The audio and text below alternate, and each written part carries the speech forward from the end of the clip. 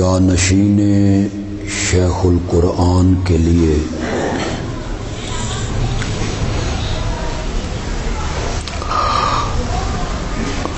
ہم سب دعا گو ہیں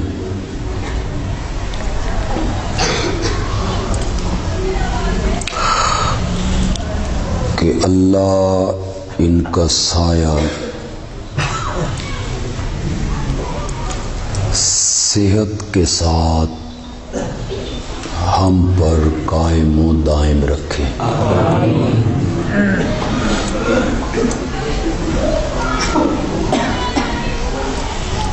اور جس طرح کی یہ ذمہ داریاں نبھا رہے ہیں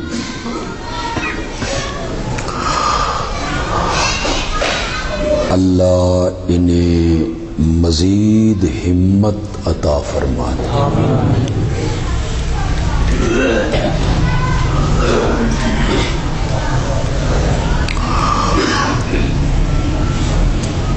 قرآن پاک کی 114 سورتوں میں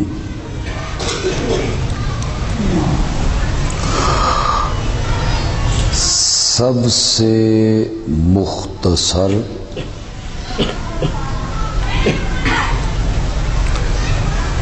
اور سب سے چھوٹی سورت سورۃ الکوثر کو میں نے تلاوت کی ہے.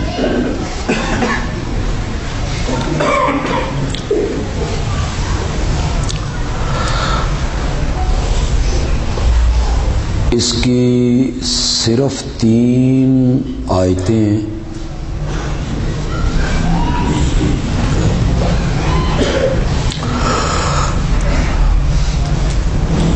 اللہ آپ کو قرآن کا ذوق دے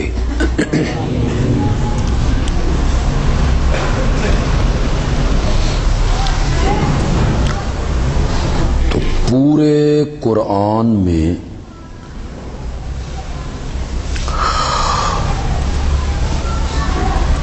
مضامین کا جو سمندر ٹھاٹھیں مار رہا ہے اللہ نے اس پورے سمندر کو سورۃ کوثر کے کوزے میں بند کر دی.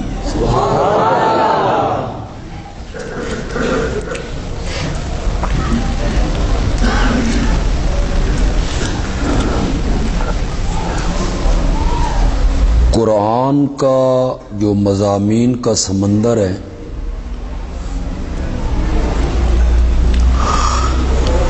اس کی تہ میں بڑے ہیرے جواہرات لولو و مرجان چھپے ہوئے ہیں جو مفسر بھی غوطہ لگاتا ہے وہ نئے سے نئے موتی نکال کے باہر لاتا ہے.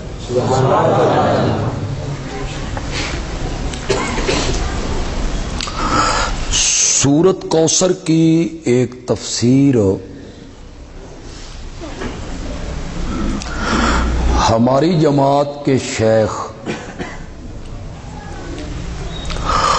رئیس المفسرین امام الموحدین قدوۃ السالکین مولانا حسین علی نے فرمائی رحمت اللہ.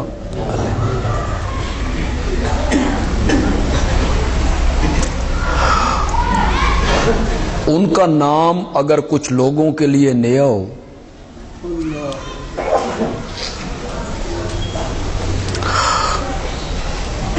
تو چند لفظوں میں میں ان کا تعارف کروا دیتا ہوں.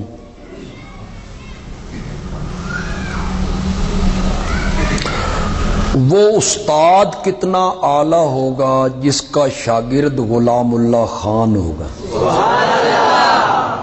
رحمت اللہ.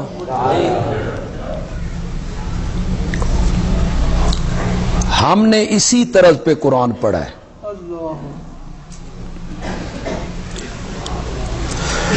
وہ کیا تفسیر کرتے ہیں اسے میں آج بیان نہیں کروں گا.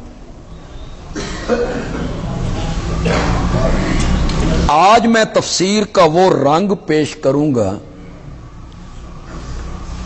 جو پنج پیر کے شیخ القرآن مولانا محمد طاہر پیش کرتے ہیں.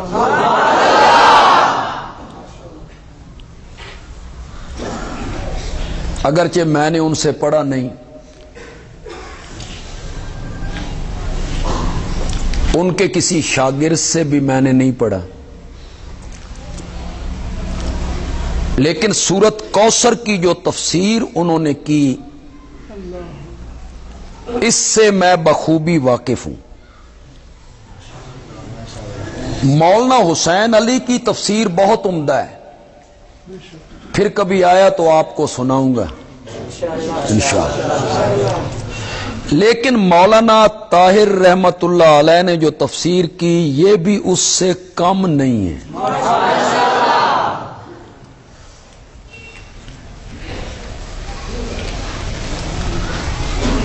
مولانا شیخ پنجپیری رحمت اللہ علیہ کہتے ہیں اللہ نے سورت کوثر میں اپنے پیارے پیغمبر سے کہا ہے کہ دو چیزیں تو مجھے دے دے،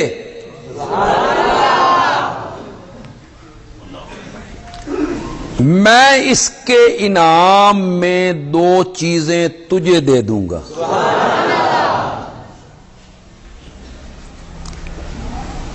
جن دو باتوں کا اللہ مطالبہ کرتے ہیں کہ یہ مجھے دے دے، اسے سورت کی دوسری آیت میں بیان کیا، فَصَلِّ لِرَبِّكَ وَانْحَرْ.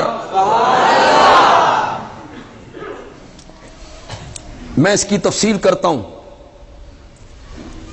اس کے بدلے میں جو اللہ نے دو انعام دیے اس میں سے ایک انعام کو پہلی آیت میں ذکر کیا، اِنَّا أَعْطَيْنَاكَ الْكَوْثَرَ. علماء کے مجمع میں کھڑا ہوں، پھر طالب علم ہے ڈھیر سارے، اور طالب علموں کے سامنے بیان کرنا بڑا مشکل ہوتا ہے. ہاں، ایک کمرے جا کے ساڑیاں نقلاں لانے، یہ ہمارا مذاق بناتے ہیں، بے فلانا اینج تقریر کردہ تے فلانا اینج تقریر کر. کوثر جو ہے نا، کوثر یہ وہی ہے جو آپ کے اردو میں استعمال ہوتا ہے، کثرت، کثیر، اکثر، ڈھیر، بہت. کوثر، انا اعطیناک الکوثر، بہت دیا. یہ تو آگے مفسرین نے بیان کیا کہ کیا بہت دیا. کوثر سے مراد کیا ہے؟ قرآن. کوثر سے مراد کیا ہے؟ روحانی اولاد. کوثر سے مراد کیا ہے؟ حوض کوثر. کوثر سے مراد کیا ہے؟ لواء الحمد. کوثر سے مراد کیا ہے؟ مقام محمود. یہ تو ہم نے آگے احتمال مفسرین نے پیش کیے. جو بات میں کرنے لگا ہوں وہ میں پنجابی میں کروں گا، اور خیبر پختونخوا والوں کے لیے اردو میں اس کا ترجمہ کروں گا، پنجابی کا ترجمہ کروں گا. مولا تو جو اپنے پیغمبر سے کہہ رہا ہے کہ میں نے تجھے بہت دیا، یہ تو نہیں بتایا کہ کیا بہت دیا، بس بہت دیا. اللہ نے فرمایا ایک شے ہووے تا دساں. کوئی ایک دو چیزیں ہوں تو بتاؤں، یہ تو اتنی چیزیں ہیں جو گنتی میں بھی نہیں آتی. انا اعطیناک الکوثر، یہ پہلا انعام دیا. اور دوسری چیز جو اللہ عطا کر رہے ہیں اس کو آخری آیت میں بیان کیا، ان شانیک ھو الابتر. تیرے دشمنوں کا میں نام مٹا کے رکھ دوں، تیرے دشمنوں کو میں ابتر بنا دوں، ان کا نام لینے والا کوئی نہیں ہوگا۔ ابو جہل کا بیٹا اکرمہ جب مسلمان ہوا اور خیمے سے باہر نکلا تو صحابہ کے خیمے لگے ہوئے تھے، تو مدینے کے جو انصار تھے وہ تو اکرمہ کو جانتے نہیں تھے، مکے والے تو جانتے تھے کہ یہ ابو جہل کا، لیکن انصار نے یہ تو سنا تھا کہ ابو جہل بڑا دشمن تھا اور بڑا چودھری تھا مکے کا۔ تو وہ جس خیمے کے سامنے سے گزرتا ہے، صحابہ ایک دوسرے کہتے ہیں اے اکرمہ جا رہا ابو جہل دا پتر۔ دوسرے خیمے کے قریب گیا، یہ اکرمہ جا رہا ہے، ابو جہل کا بیٹا ہے۔ اکرمہ واپس آیا میرے نبی کے خیمے میں اور آ کے کہتا ہے یا رسول اللہ، صحابہ کو منع کرو میں نے کوئی ابو جہل دا پتر نہ آکھے۔ میرے پیغمبر میں تیرے دشمنوں کا نام اس طرح مٹا کے رکھ دوں گا کہ ان کے سکے بیٹے بھی کہیں گے مجھے اپنے باپ سے منسوب نہ کرو۔ تو اکرمہ پھر تجھے کیا کہا جائے کہ اکرمہ بن اسلام، اکرمہ بن ان شانیہ کا ہول۔ دو چیزیں مجھے دے دے،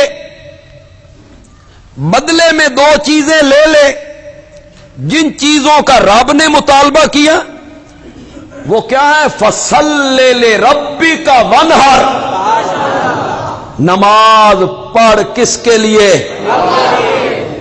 اور قربانی بھی کر کس کے لیے؟ نماز بھی میرے لیے، قربانی بھی میرے لیے۔ کیوں بھائی لوگوں؟ نماز ہمیشہ کس کی ہوتی ہے؟ آج تک کسی نے کسی نبی کی نماز پڑھی ہے؟ کسی ولی کی نماز پڑھی ہو؟ مولا نماز تو تیرے لیے،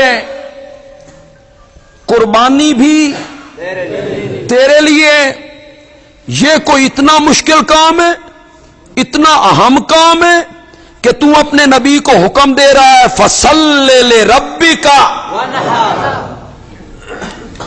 اس کے لیے مجھے تھوڑا سا پس منظر میں جانا پڑے گا، جس کو ہم کہتے ہیں بیک گراؤنڈ، وہ میں آپ کے سامنے رکھوں گا، پھر اس کے بعد فصلی لربک وانحر کا معنی کروں گا تو آپ کو لذت بڑی آئے گی، مزہ آ جائے گا، مزہ آئے، لیکن وہ میں سارا پس منظر آپ کے سامنے رکھوں گا۔ جتنی عبادات ہم کرتے ہیں ساری عبادتیں تین قسموں میں بند ہیں، چوتھی کوئی قسم نہیں عبادت کی۔ عبادت کی اقسام کتنی ہیں؟ زور سے بولو۔ عبادت تین قسموں میں بند ہے، چوتھی کوئی قسم نہیں۔ عبادت کی پہلی قسم ہے قولی عبادت، جس کا تعلق زبان سے ہے، لسان سے ہے، قول سے ہے، اس کا نام کیا ہے؟ زور سے بولو، زور سے بولو۔ میں کوئی اونچ تقریر نہیں کرنی بھئی اپنے پٹ کٹ کے ٹر جاواں اور جذبات میں بازو یوں اچھالتا رہوں، اور بہر آپ سے کوئی پوچھے بھئی بندیالوی آیا تھا کیا کہہ کے گیا کہ اے سن کوئی پتہ نہیں، بازو بڑے ٹنگے سے۔ اب خطابت یہی رہ گئی ہے نا، اپنے پٹ تھپڑ مارتے رہو رانوں پر۔ لوگ بھی کہتے ہیں پھٹیاں بڑیاں بھنیاں سے۔ میں نے تو ایسے تقریر کرنی ہے کہ واپس جا کے آپ کو گھر والوں کو سنانی پڑے نا تو آپ فر فر کر کے اپنے گھر والوں کو سنا دیں۔ بھئی آیا تھا تے اے آکھ کے گیا، بلکہ سنانی چاہیے۔ وہ جو عورتیں نہیں آتی ہمارے جلسوں میں، پروگراموں میں، تو آپ ان کو جا کے سنا سکتے ہیں، اپنی والدہ کو سنائیں، بہن کو سنائیں، بیٹی کو سنائیں، ہمت پہ جائے تو بیوی نو بھی سنائیں، ہمت دی گل اس کو بھی سنا دیں، لیکن سنائیں۔ عبادت کی پہلی قسم جس کا تعلق کس سے ہے؟ زبان سے۔ یا اللہ میرے بیمار کو شفا دے دے، کون سی عبادت بنے گی؟ یا اللہ مجھے اولاد دے دے، یا اللہ مجھے مقدمے سے رہائی دے دے، یا اللہ مدد۔ کس کی عبادت بن رہی ہے؟ اللہ کی۔ ہم نے کہا یا اللہ مدد، تو یہ جملہ اللہ کی کیا بن گیا؟ عبادت۔ میں کوئی منفی رنگ نہیں اختیار کرنا چاہتا، منفی آپ سوچ لیں بھائی اللہ دی جگہ تے کوئی اور آ جائے، آگے پیچھے یہی لفظ ہوں، تو پھر یہ ان کی عبادت بن جائے گی۔ اور تم نے کلمے میں کیا پڑھا تھا؟ یا اللہ مدد، یہ پکار، اس کو عربی میں کہتے ہیں دعا۔ قولی عبادت کو عربی میں کیا کہیں گے؟ دعا۔ پنجابی اردو میں کہیں گے پکارنا۔ کیا کہیں گے؟ پکار کرنا، پکار کرنا، پکارنا۔ جانتے ہیں طالب علم علماء جانتے ہیں، جو عوام آئیں، لوگ آئیں، وہ میری بات کو غور سے سنیں۔ آج آپ نے میری یہ بات غور سے سن لی تو بہت سارے وہ شبہات جو ممبر و محراب کا وارث طبقہ آپ کے ذہنوں میں ڈالتا رہتا ہے، انشاءاللہ میں سارے شبہات دھو کے رکھ دوں گا انشاءاللہ۔ آپ میری بات کو ذرا غور اور توجہ سے سنتے چلے جائیں۔ ہر پکار عبادت نہیں بنے گی، ہر پکار عبادت نہیں بنے گی۔ ایک بندہ جا رہا ہے، مجھ سے وہ ایک فرلانگ دور ہے، میں اس کو پیچھے سے آواز لگاتا ہوں، او فلاں، یہ پکارنا عبادت بنے گا؟ بولو بولو، یہ پکار عبادت نہیں بنے گی۔ وہ پکار عبادت بنے گی جو غائبانہ ہو۔ کیا ہو؟ یہ تسی غائبانہ سمجھ گئے؟ بالکل، یہ میں سمجھاؤں گا کہ غائبانہ کیا ہوتی ہے، پھر آپ کو سمجھ آ جائے گی، اور میں 2 لفظوں میں سمجھا لوں گا، کوئی مشکل نہیں ہے۔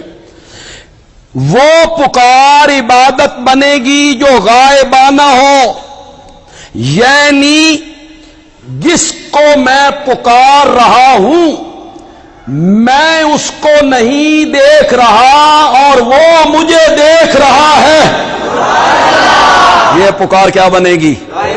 یہ غائبانہ پکار ہے، یہ عبادت بنے گی۔ میں اسے نہیں دیکھ رہا، وہ مجھے دیکھ رہا ہے، اور بغیر وسائل کے، یہ میری قیدیں اب پھر غور سے سنیں، بغیر وسائل کے، بغیر اسباب کے، بغیر مشینری کے، بغیر ٹیلی فون کے، بغیر وائرلیس کے، ہر جگہ سے وہ میری پکار سنتا ہے، یہ پکار کیا بنے گی؟ انہی باتوں میں نے بہت سارے اشکال دھو دیے ہیں۔ اگر اب آپ کو سمجھ نہیں آئی تو میں تفصیل میں چلا جاتا ہوں۔ ہمارے علماء کہتے ہیں BBC اسٹیشن ہے لندن میں، وہ لندن میں بیٹھ کے بولتا ہے، بڑھانے میں ایک آدمی ریڈیو کھولتا ہے، BBC کی آواز آ رہی ہے اس ریڈیو سے، وہ کہاں بیٹھا ہے؟ یہاں سے آواز آ رہی ہے، اے ہو سکتا تے بزرگ نہیں سن سکتے؟ آگے پڑھی پڑھائی قوم میں، وہ کہتے ہیں ہاں جی، اگر لندن کی آواز یہاں پہنچ سکتی ہے تو بزرگ کیوں نہیں سنتے؟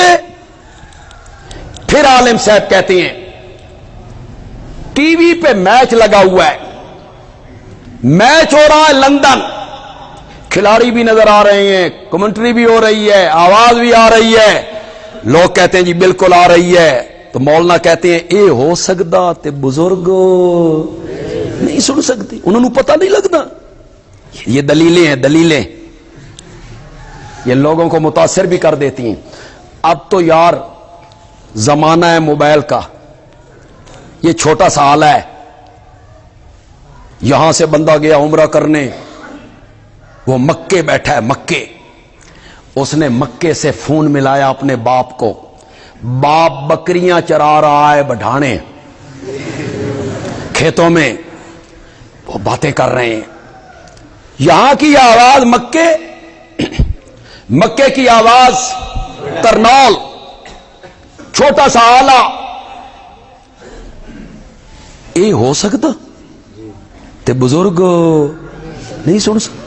یہ اشکال ہے، یہ شبہ ہے، لوگوں کے ذہن میں ڈالا جاتا ہے. میں اس شبے کو دھونا چاہتا ہوں. آپ میری طرف توجہ رکھیں گے. میں کوئی کسی کو زج نہیں کرنا چاہتا، نہ ہٹ کرنا چاہتا ہوں، نہ کسی کی توہین کرنا چاہتا ہوں، نہ کوئی فتویٰ لگانا چاہتا ہوں. میں تو بڑے پیار سے بات کرنا چاہتا ہوں. خدا گواہ ہے، نیت ضد نہیں ہے، نیت سمجھانا ہے. میں نے کہا، آپ غور سے میری بات کو سنیں گے تو میں ذرا جلدی سفر کر لوں گا. میں نے کہا میں ریڈیو دے سیل کھسکا دینا، تو بی بی سی بلا، بلا. ریڈیو کے سیل میں کھسکا دیتا ہوں، تو بی بی سی بلا. میں بجلی کا بٹن سوئچ آف کر دیتا ہوں، تو میچ دکھا،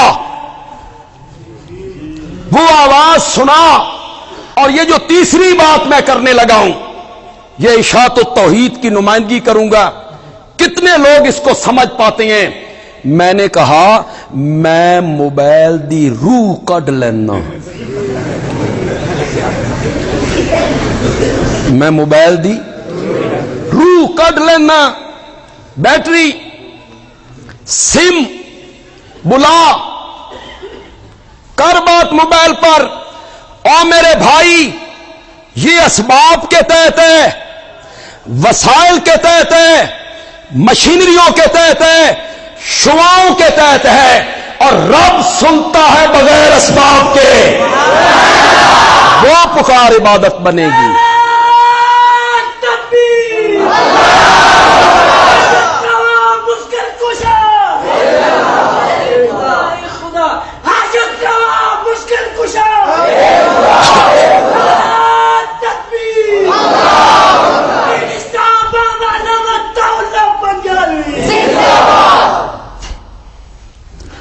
اللہ کی توحید زندہ باد، نبی پاک کی سنت زندہ باد.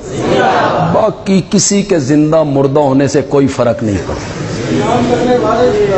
ہاں، میں چلا جاؤں گا، اللہ کسی اور کو پیدا کرتا ہے، وہ چلا جائے. شیخ القرآن نہ رہے تو توحید کے سنانے میں کوئی کمی آئی ہے؟ یہ اللہ کا کام ہے، کسی نہ کسی سے وہ لیتا رہتا ہے. میرے مرشد بیٹھے ہیں کراچی، پیر صاحب. میں نے پیر صاحب کا نمبر ملایا. میں نے کہا پیر صاحب میں بیمار ہوں، میرے لیے دعا کرو. جائز کے ناجائز؟ زور سے بولو. جائز.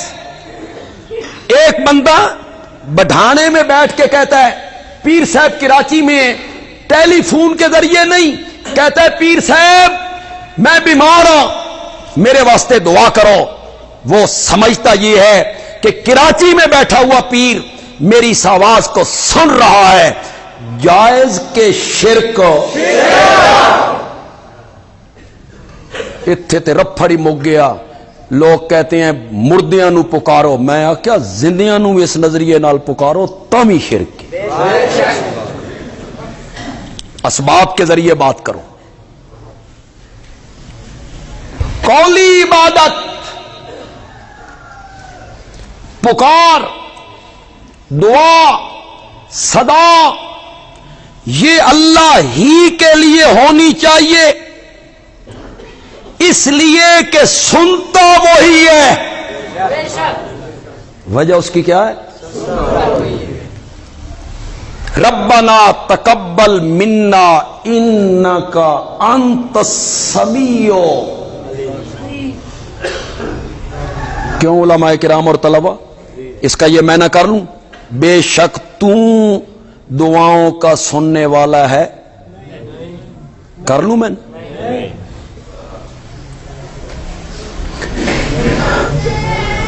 ان حرف تحقیق، خبر کا معرفہ ہونا کیا معنی دیتا ہے؟ ان کا انتا، بے شک تو.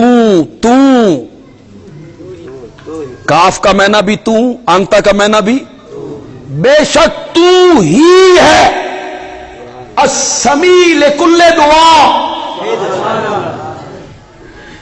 یہ معنی ہے. اس کا مطلب یہ ہوا کہ تیرے سوا کوئی بھی غائبانہ پکاریں سننے والا نہیں. اللہ کو کیوں پکارنا چاہیے؟ اس لیے پکارنا چاہیے کہ وہ پکاروں کا کیا ہے؟ سننے والا. اور جن کو تم پکارتے ہو لا یسمعوا دعاکم،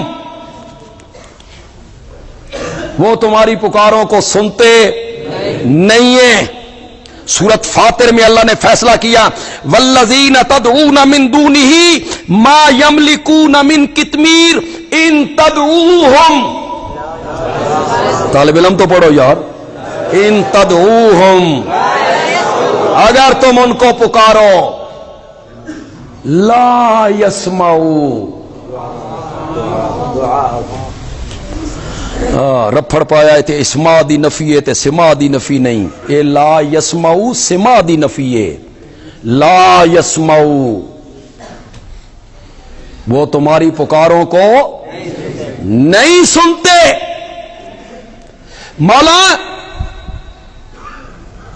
آج نہیں سنیں گے، میں جمعرات کو پکاروں گا پھر تو روئیں. جمعرات کو نہیں سنیں گے تے شب برات تے گئی کدائی نہیں.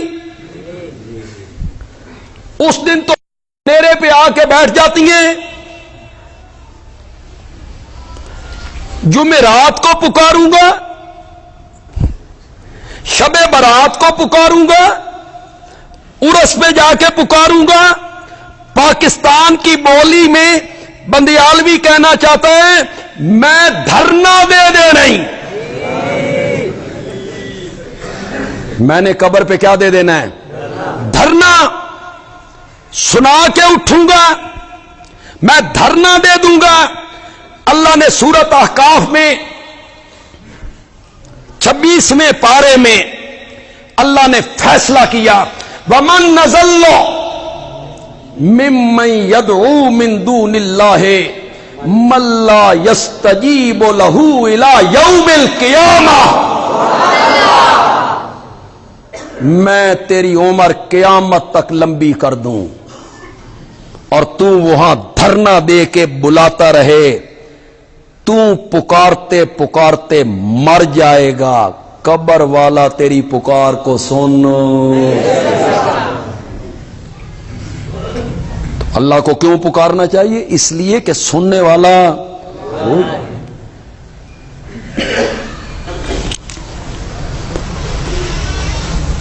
سفر تقریر کا تھوڑا سا لمبا ہے، میں اس کے مختصر کرنا چاہتا ہوں. اس پہلی قسم کو یہیں روک لیتے. میں اس پر کوئی دلیل بھی نہیں دیتا، آگے جا کے میں دلیل دے دیتا. عبادت کی پہلی قسم کس کے ساتھ تعلق ہے؟ عبادت کی دوسری قسم ہے بدنی عبادت، جس کا تعلق کس کے ساتھ ہے؟ جسم کے ساتھ. ہاتھ باندھنا کون سی عبادت ہوگی؟ بولو میرے ساتھ، بولو. رکوع کرنا، سجدہ کرنا، احرام باندھنا، حجر اسود کو چومنا، بیت اللہ کا طواف کرنا، صفا مروہ کے درمیان بھاگنا، یہ کون سی باتیں ہوں گی؟ بدنی جسمانی. بدنی عبادات میں سب سے عظیم عبادت ہے سجدہ کرنا. سب سے عظیم عبادت ہے اپنی پیشانی اللہ کے دروازے پہ رکھ دینا. یہ کس کے لیے ہونا چاہیے؟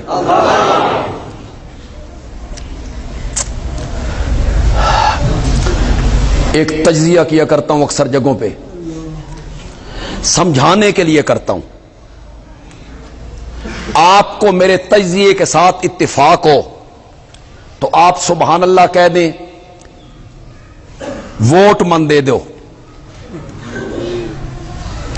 اور آپ کو میرے تجزیے سے اختلاف کرنے کا پورا حق حاصل ہے. کوئی زبردستی نہیں. پڑھے لکھے لوگ ہیں، آپ کہیں نہیں بندیالوی تیرا تجزیہ ٹھیک نہیں، ہم تجزیہ کرتے ہیں، آپ کوئی اور تجزیہ کر لیں، اتفاق کرتے ہو تو سبحان اللہ کہہ دینا. بندیالوی کا تجزیہ یہ ہے کہ یہ پیشانی اللہ کے سوا کسی اور کے سامنے جھکانا انسانیت کی تذلیل ہے، ذلت ہے. یہ کبھی اپنے جیسے انسانوں کے سامنے کبھی قبروں، کبھی پہاڑوں، کبھی جانوروں، کبھی تازیہ، کبھی تابوت، کبھی زندوں کے پیروں میں، کبھی مردوں کے قدموں میں، یہ پیشانی کا جھکانا انسانیت کی کیا ہے؟ تذلیل ہے. ایک تجزیہ اور بھی کرتا ہوں. اتفاق کرو گے تو سبحان اللہ کہہ دینا، اختلاف کرنے کا آپ کو پورا حق حاصل ہے. آپ بھی مسلمان ہیں جیسے میں مسلمان، میں تجزیہ کر سکتا ہوں، آپ بھی تجزیہ کر سکتے. میرے تجزیے سے آپ اختلاف کر لیں. بندیالوی کہتے ہیں ہمارا دین، ہمارا مذہب اسلام، ہمارے دین اسلام کی سب سے بڑی خوبی یہی ہے کہ وہ لوگوں کی پیشانیاں در در سے ہٹا کے ایک کے دروازے پہ جھکا دیتا ہے. یہی تو اسلام کی خوبی ہے. وہ کہتا ہے یہ در در پہ نہیں جھکے گی، یہ پیشانی جھکے گی تو صرف کس کے سامنے جھکے گی؟ پھر میں پڑھے لکھے لوگوں کو مخاطب کرتا ہوں. سکول اور کالج کے لڑکے بھی یہاں موجود ہوں گے، ملازم لوگ موجود ہوں گے، پڑھے لکھے لوگ. تمہیں کہیں سے کتاب ملے پروفیسر غازی احمد کی لکھی ہوئی، آپ کی لائبریریوں میں موجود ہے، آپ کی کالج کی لائبریریوں میں یہ کتاب موجود ہے. پروفیسر غازی احمد نے لکھی من الظلمات الی النور، اندھیروں سے روشنی کا سفر. اندھیروں سے روشنی. یہ 8ویں جماعت میں پڑھتا تھا یا 7ویں جماعت میں پڑھتا تھا، ہندو تھا، ہندو، اور اس نے ایمان قبول کر لیا. اس میں اس نے رویداد لکھی. کتاب ایسی ہے آپ شروع کریں گے جب تک ختم نہیں کریں گے آپ کتاب رکھیں گے بھی نہیں. اتنی دلچسپ کتاب. کس طرح میں مسلمان ہوا، کیا مجھ پر مصیبتیں آئیں، کیا مجھ پر دکھ آئے.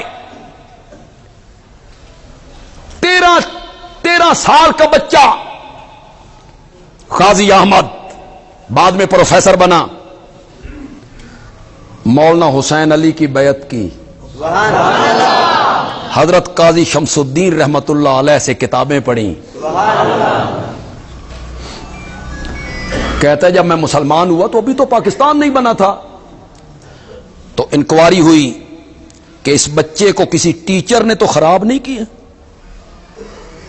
کسی مسلمان ٹیچر نے اس کو راغب کیا ہو اسلام کی طرف. انکوائری ہوئی، پنڈی سے لوگ آئے. یہ کہاں تھا؟ چکوال میانی. وہ جو انکوائری کرنے کے لیے آئے وہ ٹیچر تھے، ان میں ہندو بھی تھا، سکھ بھی تھا، مسلمان بھی تھا. انہوں نے پہلا سوال کیا، اگر تو ہندو مذہب چھوڑنا چاہتا تھا سکھ بن جاتا، ہندو دھرم چھوڑنا تھا عیسائی بن جاتا، مسلمان کیوں ہوا؟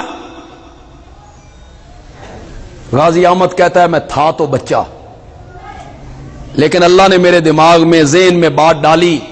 میں نے کہا مجھے اسلام کی ایک خوبی نے متاثر کیا ہے کہ یہ لوگوں کی پیشانیاں در در سے ہٹا کے صرف ایک کے دروازے پہ جھکا. اس خوبی نے مجھے متاثر کی. وہ بھی گھاک تھے، ٹیچر تھے، وہ پڑھے لکھے لوگ تھے. انہوں نے کہا اچھا اسلام جو ہے یہ ایک کے دروازے پہ جھکا دیتا ہے. تو بری امام کدی نہیں گیا؟ تو سائیں توکل کے مزار پہ امبالے میں کبھی نہیں گیا؟ تو حضرت علی حجویری کی قبر پہ کبھی نہیں گیا؟ جا کے دیکھ، کلمہ پڑھنے والے قبروں کے سامنے جھکے ہوئے ہیں. تو کہتا ہے اسلام کی یہ خوبی ہے کہ وہ ایک کے دروازے پہ جھکاتا ہے. کیا جواب تھا غازی احمد کے پاس؟ 13 سال کے بچے کے پاس کیا جواب تھا جو نیا نیا مسلمان ہوا ہے؟ غازی احمد کہتے ہیں میرے پاؤں تلے سے زمین نکل گئی، پھر رب نے میرے ذہن میں بات ڈالی اور میں نے ان سے کہا میں نے امبالہ، پنڈی اور لاہور والا ایمان قبول نہیں کیا، مدینے والا ایمان قبول کیا. اور جو مدینے والا اسلام ہے نا، وہ یہی سبق دیتا ہے کہ یہ پیشانی جھکے گی تو صرف کس کے سامنے جھکے گی. یہ عبادت کی دوسری قسم ہوگی. کتنی قسمیں میں نے بیان کر دی؟ قولی، بدنی میں سب سے اعلیٰ کیا ہے؟ قرآن کا طالب علم ہوں، حضرت شیخ القرآن کا شاگرد ہوں رحمت اللہ علیہ، اور ان سے ایک مرتبہ نہیں 2 مرتبہ قرآن کی تفسیر پڑھی. دونوں عبادتوں کے لیے، قولی بھی بدنی بھی، دونوں کے لیے میں ایک آیت پڑھنے لگا. ایک آیت میں دونوں چیزیں ثابت کر دوں. ان المساجد للہ فلا تدعوا مع اللہ احدا. ان المساجد للہ، مسجدیں کس کا گھر ہیں؟ زور سے بولو، زور سے بولو. ان المساجد للہ فلا تدعوا مع اللہ احدا، پھر اللہ کے ساتھ کسی اور کو مت پکارو. پھر پکارو تو صرف ہو. توجہ آپ کی ہو تو میں بڑی دلچسپی بات کرنے لگا ہوں. ہم مہمان ہیں ملک صاحبان کے، ملک افتخار صاحب ہیں، ملک اسرار صاحب ہیں. ملک افتخار کے دروازے پر ایک بندہ آئے، ملک افتخار کے گھر کے دروازے پر ایک بندہ آئے، دستک دے، بیل پر، گھنٹی پر ہاتھ رکھے اور کہے عبداللہ صاحب باہر آؤ. گھر کس کا ہے؟ وہ کس کو آواز لگا رہا ہے؟ گھر کس کا ہے؟ وہ کہتا ہے عبداللہ صاحب باہر آؤ. ملک افتخار صاحب باہر نکل کے اس بندے کو کیا کہیں گے؟ بولو بولو، کیا کہیں گے؟ وہ کہیں گے عقل نو ہاتھ مار، پاگل ہو گیا، یہ گھر میرا ہے. یار خطابت یہ ہے کہ خطیب چھپا کے بات کرے اور سننے والے خود پردے ہٹائیں. یہ ہے خطابت اصل. یہ نہیں بھائی اسیں ہی گھونگٹ چاہ کے نچن لگ جائیے تو پھر تھوڑی سمجھ چاہے بھائی نہ آکھیا کی. خدا کے لیے میں بیان کرنے لگا ہوں افتخار صاحب کی بات کر کے تو سمجھ جاؤ میں کہنا کیا چاہتا ہوں. ملک افتخار صاحب کہیں گے پاگلو، ایک گھر میرا، میرے گھر کے دروازے پہ آواز لگانی ہے نا تو میرے نام کی لگا. پتہ نہیں سمجھے ہو کہ نہیں سمجھے؟ میرے دروازے پہ آواز لگانی ہے نا تو میرے نام کی لگا. اللہ کہتی ہے مسجدیں میرا گھر ہیں، اس میں پکار کرنی ہے تو میرے لیے پکار کیا. گھر میرا ہو، آواز کسی اور کے نام کی ہو، تو اپنے دروازے تے برداشت نہیں کردا تے میں اپنے گھر وچ کنجے برداشت کر لیواں. ان المساجد للہ فلا تدعوا مع اللہ احدا. اب اس سے بدنی عبادت ثابت کر دیتا ہوں. پہلے میں نے معنی کیا مساجد، مسجد کی جمع، مسجدیں، مسجدیں کس کے لیے؟ اب میں نے دوسرا معنی کر لیا سجدے والی جگہ. سجدے والی جگہ للہ کس کی ہیں؟ سجدے والی جگہ کون ہوتی ہیں؟ کون سی ہوتی ہے؟ جس میں بندہ ماتھا رکھتا ہے، ناک رکھتا ہے، ہاتھ رکھتا ہے، گھٹنے رکھتا ہے، پاؤں کے پنجے رکھتا ہے، اس پر سجدہ کرتا ہے. وہ جگہ ریتلی تب اللہ کی، جگہ پتھریلی تب اللہ کی، ریگستان ہو تب اللہ کی، جنگل ہو تب اللہ کی. اللہ نے فرمایا یہ جو سجدے والی جگہ ہے نا، میں بیان کر کے نتیجہ نکالوں نا تو آپ کا جذبہ میں دیکھنا چاہتا ہوں کہ آپ کا جذبہ اس وقت کیا ہوگا. یہ جو سجدے والی جگہ ہے نا، زمین، پتھریلی، ریتلی، جنگل، یہ میری ہے، یہ زمین میری ہے. میری زمین پہ سجدہ کرنا ہے تو میرے لیے کرنا ہے، غیر اللہ کے لیے سجدہ کرنا ہے تو میری زمین سے نکل کے کرنا ہے. میری زمین سے باہر ہو پھر سجدہ کر کسی اور کا. ان المساجد للہ. ایک تیسرا معنی کرنا چاہتا ہوں سجدے والے اعضاء. سجدے والے اعضاء کیا ہیں؟ 5: ماتھا، ناک، ہاتھ، گھٹنے، پاؤں کے. سجدے والے اعضاء للہ کس نے؟ ماتھا کس نے بنایا؟ ناک کس نے بنایا؟ انگلیاں کس نے بنائی؟ ہاتھ کس نے بنائے؟ گھٹنے کس نے بنائے؟ پاؤں کے پنجے کس نے بنائے؟ یہ جو سجدے والے اعضاء ہیں نا، یہ میں نے بنائے ہیں. اللہ کہتے ہیں میں نے بنائے ہیں. حلالی بانا،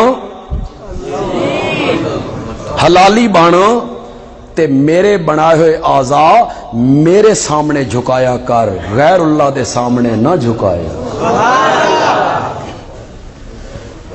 کتنی قسمیں ہو گئی عبادت کی؟ دو. قولی. عبادت کی تیسری قسم ہے مالی، جس کا تعلق مال سے ہے. مال، دولت، زیور، چوپائے، حیوان، ڈنگر، فصلیں، اناج، مالی عبادت. زکوٰۃ کون سی عبادت بنی؟ عشر، عشر مالی عبادت. جڑے زمیندار بیٹھے ہو نا ذرا ہولے بولو مت دینا پہ جائے. بھائی کتنے لوگ ہیں جڑے مین کے زکات کڈن؟ مین کے سمجھ دیو، یہ نہیں 5000 کٹ دیو. سامی کتنے دیے؟ 5 کروڑ دی. تے زکات کیا نہیں کر رہی ہے؟ 10,000 دے دو. 1 کروڑ میں بنتا ہے 2.5 لاکھ. 1 کروڑ میں کتنی زکات بنتی؟ بندہ دکان دا حساب کرے کتنے کسی کو لینے، کتنے دینے، گھارے زیور کتنا. سچی سچی گل کرو، پورا حساب کتاب کر کے من کے کتنے بندے زکات دینے؟ بولو. چپ کر گئے ہو؟ ناراض نہیں ہونا، میں بات بالکل کھری سی کروں گا. قربانی دا ویلا آوے تو منڈی میں جاتا ہے 3 لاکھ دی گاں خرید کے لے آندا. کتنی؟ 3 لاکھ. چودھری جی، خان صاحب بڑی گاں خرید دیجئے. ہاں جی ہاں 3 لاکھ دی خریدیے، حالے تے 4 بکرے اور بھی کرنے نے. یہ علماء بیٹھے، کروڑ پتی آدمی ہو، کروڑ پتی، گائے کے 7ویں حصے میں مل جائے، صرف 10,000 خرچ کرے، گائے کے 7ویں حصے میں مل جائے، اس سے رب قیامت کے دن پوچھے گا بھئی تو قربانی کیوں نہیں کی تھی؟ زکات نہیں دینی، اشر نہیں دینا، قربانی 3 لاکھ کی گائے ذبح ہو رہی، 4 بکرے ذبح ہو رہے ہیں، اس کی وجہ کیا ہے؟ جو رب کہتا ہے قربانی کے جانور ذبح کر، وہی رب کہتا ہے کہ زکات دے، زکات نہیں دیتا۔ عمرے پہ ہر سال جاتا ہے، یہ علماء بیٹھے ہیں، اگر جتنا بھی بندے کے پاس پیسہ ہو، اس نے ساری زندگی ایک عمرہ نہیں کیا عمرے پر، اللہ اس سے قیامت کے دن پوچھے گا بھئی تو عمرہ کیوں نہیں کیتا؟ عمرے پہ ہر سال جاتا ہے، زکات نہیں دیتا، ادھر لاکھوں لگاتا ہے، عشر نہیں دیتا جو فرض ہے، واجب ہے۔ یہ گلاں تو چنگیاں نہیں لگنی، یہ تواڈی دکھ دی رکھتے میں ہاتھ رکھیا، جب تک میں ان کے خلاف بیان توحید کر رہا تھا تو آپ کتنے خوش تھے، ماشاءاللہ جزاک اللہ۔ ہن اپنی واری آئی ہے تو سم بکم عمي ہو گئے ہو۔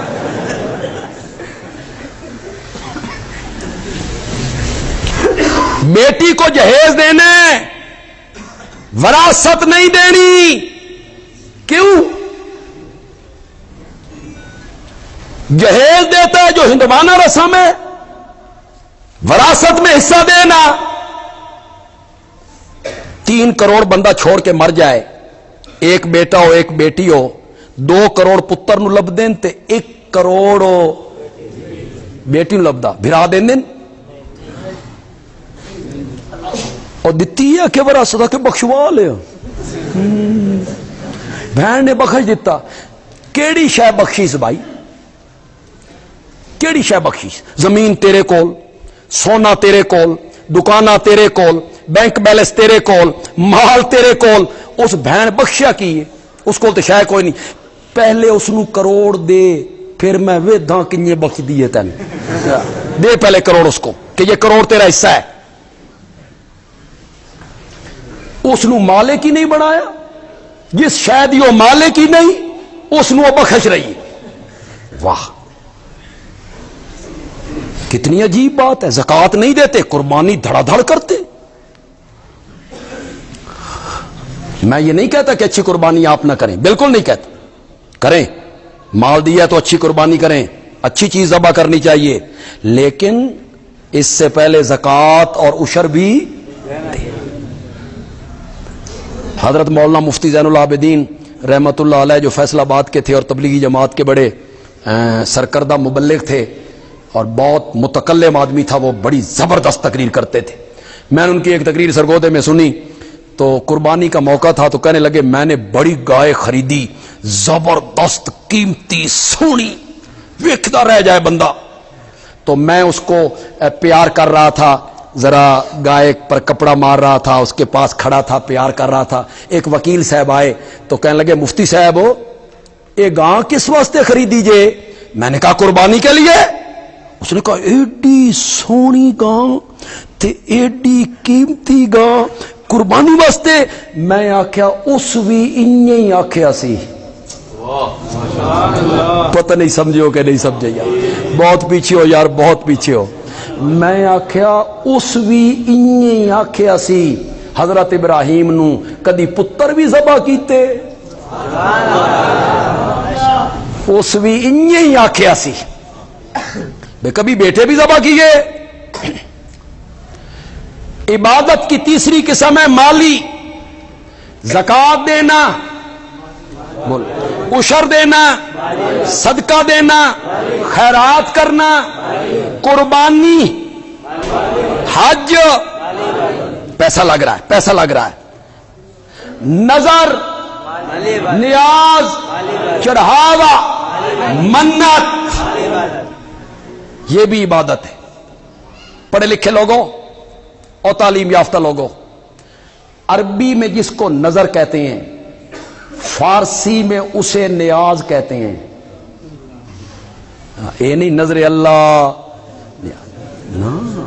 جس کو عربی میں نظر کہتے ہیں اس کو فارسی میں کیا کہتے ہیں؟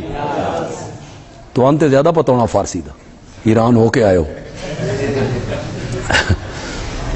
جس کو فارسی میں نظر کہتے، عربی میں نظر کہتی ہیں، فارسی میں کیا کہتے ہیں؟ نیاز۔ آپ کہیں گے بندیالوی تو کون ہوتا ہے نظر کو عبادت کہنے والا؟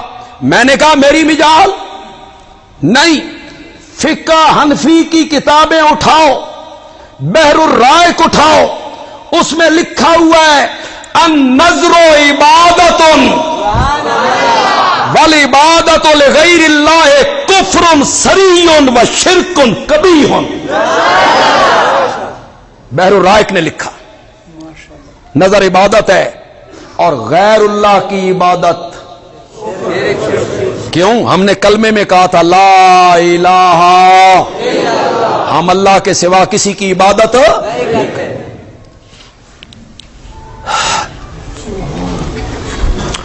تھک گئے ہو؟ من توڑا خیال ہے اور جڑیاں میں بیر دیگاں ویکھیاں میں تو سائیں کہ دل لے چاکت بھائی مولوی صاحب جان چھوڑ اور روٹی بھی کھانی ہے، تو مجھے یہ احساس ہے۔ میں زیادہ وقت آپ کا نہیں لوں گا، میں آپ بھی خود مجھے بھی تھوڑا سا گلا بچانا ہے کہ ربیع الاول جو ہے یہ خطیبوں کا سیزن ہے، سیزن کا مہینہ ہے، سیزن کا۔ میں اس پر قرآن سے دلیلیں دوں کہ اناج اور جانور اور دودھ میں حصہ اللہ کے نام کا نکالو، میں اس پر حدیثیں پیش کروں، میں اس پر فقہ حنفی کے حوالے دوں، کیوں دوں؟ نہیں دیتا میں کوئی حوالہ، میں تم سے پوچھنا چاہتا ہوں، تم بولو یہ زمین کس کی ہے؟ زور سے بولو یار۔ جو بیج ڈال کے آتا ہے اس کا پیدا کرنے والا کون ہے؟ جن ہاتھوں سے پھینک کے آتا ہے ہاتھوں میں قوت دینے والا کون ہے؟ بادلوں کو لانے والا کون ہے؟ بارش کا برسانے والا کون ہے؟ ایک دانے کو 700 دانوں میں بدلنے والا کون ہے؟ ان کی حفاظت کرنے والا کون ہے؟ جس درانتی سے اس کو تو کاٹتا ہے اس کا مادہ پیدا کرنے والا کون ہے؟ ہاتھوں میں قوت دینے والا کون ہے؟ جن بوریوں میں بند کرتا ہے ان بوریوں کا مادہ پیدا کرنے والا کون ہے؟ اور اگر یہ سب کچھ کرنے والا اللہ ہے تو اس اناج سے حصہ بھی اسی کے نام کا نکلنا چاہیے۔ اس پر میں قرآن کی دلیلیں پیش کروں، اس پر میں حدیثیں پیش کروں، جس کا کھائیے۔ جانور کس کے؟ زور سے بولو، زور سے بولو۔ جانوروں کے سامنے جو تو چارہ ڈالتا ہے یہ چارہ پیدا کرنے والا کون ہے؟ جن ہاتھوں سے چارہ بناتا ہے ان ہاتھوں میں قوت دینے والا کون ہے؟ پھر میدے میں مشینری لگانے والا کون ہے؟ اس کا گوبر اور اصل غذا بنانے والا کون ہے؟ اصل غذا کو جگر کی طرف پہنچانے والا کون ہے؟ وہاں مشینری لگا کے اصل غذا سے خون بنا کے دل کو سپلائی کرنے والا کون ہے؟ اور اسی میں دودھ بنا کے تھنوں کو سپلائی کرنے والا کون ہے؟ من بین فرسن ودمن۔ جب غذا گوبر میدے میں تھی ہم نے گوبر سے الگ کر لی، جب جگر میں تھی خون سے الگ کر لی۔ ایک طرف گوبر ہے اس کا رنگ گدلا ہے بدبودار ہے، دوسری طرف خون ہے اس کا رنگ سرخ ہے، اس میں پلیتی پلیتی ہے۔ من بین فرسن ودمن، ایک طرف گوبر پلیت تھا ایک طرف خون پلیت تھا، دو پلیتیوں کے درمیان سے ہم نے تیرے برتن میں ڈالا لبنن خالصا، لبنن خالصا۔ کہو یار، زور سے کہو یار، لبنن۔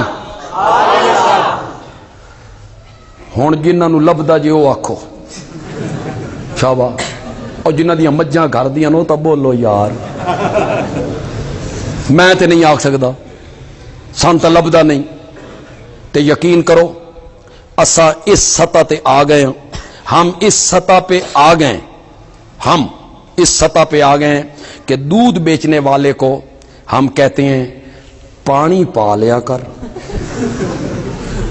تے کوئی ہور شے نہ پا۔ کوئی اور مثال اشارہ کوئی دال اے مہربانی اس سطح پہ ہم آ گئے. سانتا دودھ دا ذائقہ ہی بھول گئے. اس کا ذائقہ کیا ہوتا تھا؟ رنگ بھول گیا, ذائقہ بھول گیا. لبنان خالصہ, کہو یار لبنان خالصہ, جس طرح میں نے تجھے دودھ خالص دیا ہے تو بھی میری پکار خالص کیا کر. لبنان خالصہ, لبنان خالصہ. میں نے تیری نازک طبیعت کا لحاظ کیا, اس میں گوبر کا قطرہ نہیں آنے دیا, خون کا ذرہ نہیں آنے دیا. تو نازک طبع ہے نا, گوبر کا قطرہ آ جاتا تیری طبیعت خراب ہو جاتی. میں نے گوبر کا ذرہ خون کا قطرہ نہیں آنے دیا. جس طرح خالص دودھ میں میں نے گوبر کی پلیتی نہیں آنے دی, تو بھی میری عبادت میں شرک کی پلیتی کو شامل نہ کیا کر. میں نے تجھے دودھ خالص دیا ہے, تو میری عبادت خالص کیا کر. یہ دودھ خالص جب برتن تیرے میں آیا, بول اسے بطور نظر و نیاز تقسیم کس کے نام پہ ہونا چاہیے؟ اس پر میں قرآن کی دلیلیں پیش کروں, اس پر میں حدیثیں پیش کروں؟ تیری عقل کیا کہتی ہے؟